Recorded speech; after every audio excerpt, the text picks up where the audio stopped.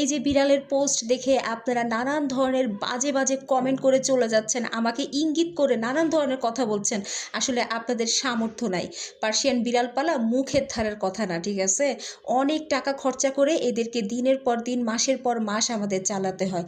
একটা দিয়ে দেন। একটা কেন ভাই, আপনারা আমার 8টা 10টা ক্যাটই নিয়ে যান না, নিয়ে গিয়ে দেখেন না পালতে পারেন নাকি।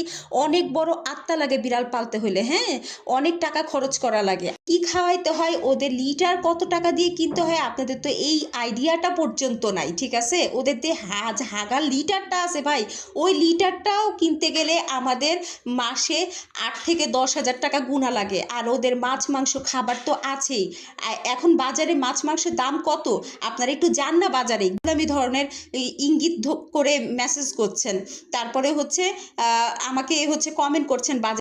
আবার যাদের সামর্থ্য আছে তারা দেশি বিড়ালকেও অনেক কেয়ারফুলি রাখে। আমি দেশি বিড়ালও অ্যাডপ্ট দিয়ে থাকি। দেখেন এইখানেই ভিডিওতে আপনারা দেখতে পাচ্ছেন, এই যে বিড়ালগুলো যাকে দিয়েছি সে মাশাল্লাহ কত ব্র্যান্ডের জিনিস খাওয়ায় পালতেছে, ঠিক আছে? আর কিছু কিছু মানুষ আসে খালি লেজ মোটা বিড়াল নিতে, লেজ মোটা বিড়াল লাগবে তাদের অ্যাডপ্টের জন্য। কেন ভাই, আপনাদের অ্যাডপ্টের জন্য লেজ মোটা বিড়াল কেন লাগবে? আপনারা রাস্তার বিড়াল দেখলে আপনাদের মায়া লাগে না? সেগুলো তুলে এলে পালতে পারেন না? ভাই ব্রিড তো ব্রিডই, সেটা পার্সিয়ান হোক বা হচ্ছে দেশি।